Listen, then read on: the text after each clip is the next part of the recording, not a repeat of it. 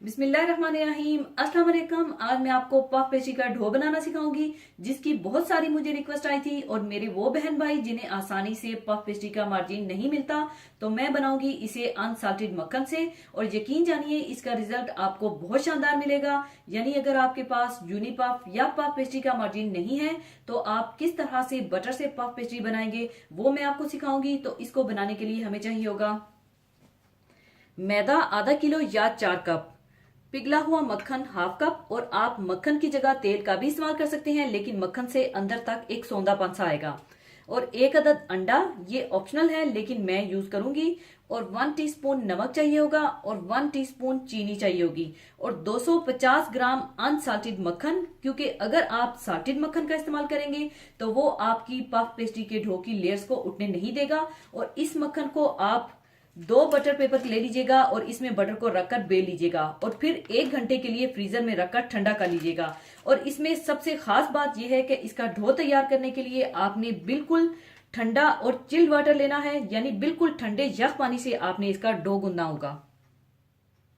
तो सबसे पहले पफ पेस्ट्री का डो तैयार करने के लिए आप मैदा डाल लीजिए और मैं इसे मशीन में गूंदूंगी। आप चाहें तो हाथों से इसे आम जिस तरह से आटा गूंदते हैं उस तरह से गूंद लीजिएगा।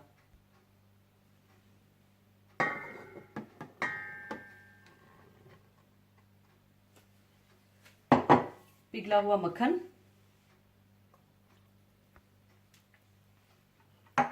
अंडा,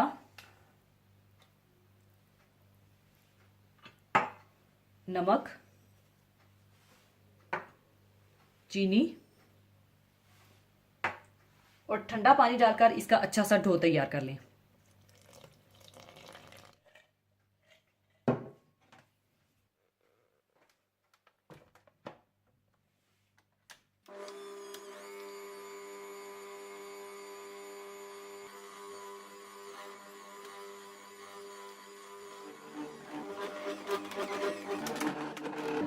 अच्छी तरह आटा गूंदने के बाद आप इसे 25 से 30 मिनट के लिए कवर करके रेस्ट दे दें।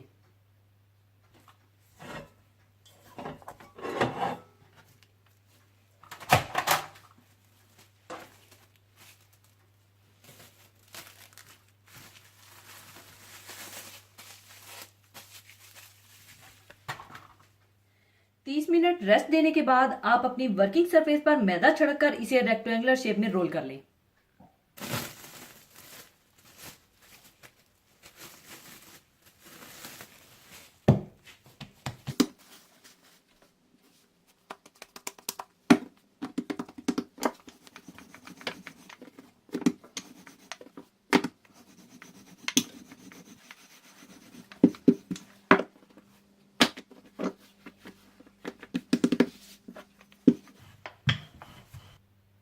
रेक्टेंगुलर शेप में बेलने के बाद आप दरमियान में फ्रीज किया हुआ मक्खन रखें और इसे फिर फोल्ड कर लें।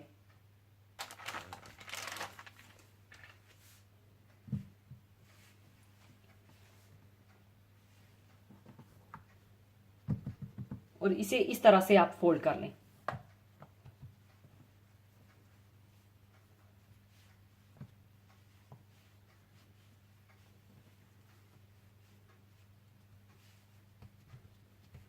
इस तरह से इसे फोल्ड करने के बाद आप बेलन के मदद से इस तरह से इसे हल्का हल्का सा पीट लें।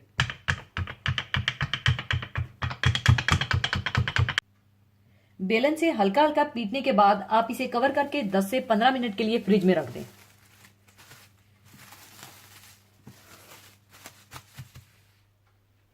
10 से 15 मिनट फ्रिज में रखने के बाद अब आप ये एक दफा ये तरीका देख लीजिएगा कि मैं किस तरह से फोल्ड करूंगी। और इसी तरह से कम कम आपने 6 से 8 दफा फोल्ड करना होगा, जो कि इसमें कम 1000 से भी ज्यादा लेयर्स आएंगी। और हर फोल्ड के बाद आपने 10 से 15 मिनट के लिए इसे फ्रिज में रखना होगा, ताकि बटर और आटे का टेम्परेचर दोबारा से ठंडा हो जाए। और जितनी ज्यादा लेयरिंग आप देंगे उतनी ज्यादा आपकी पफ पेस्ट्री अच्छी तैयार होगी। और ख्याल रखिएगा कि जितना नीट आप इसको रेक्टेंगुलर रखेंगे उतनी नीट ही इसकी लेयर्स निकल कर आएंगी।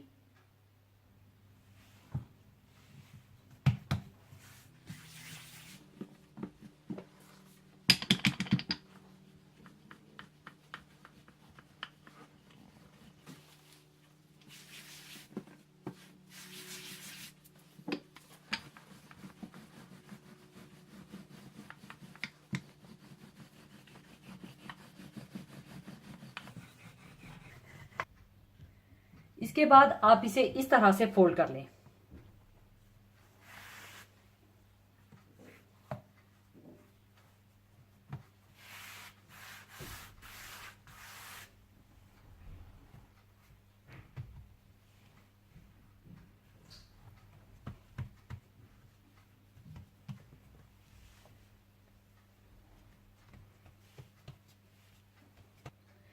फोल्ड करने के बाद इसे दोबारा कवर करके 10 से 15 मिनट के लिए फ्रिज में रख दें और इसी तरह से 6 से 8 दफा इसी तरीके से बेलकर इसी तरह फोल्ड करके फ्रिज में रखते रहिएगा।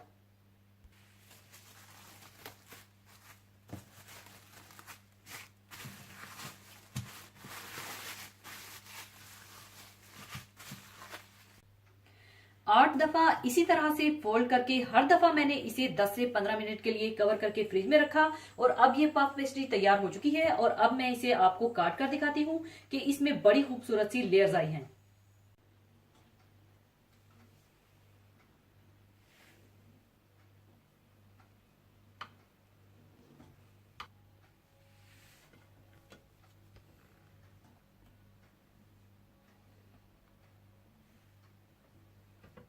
लीजिए, पफ पेस्ट्री तैयार है। आप इससे बहुत सारी चीजें बना सकते हैं और आसानी से आप इसे घर में बना सकते हैं।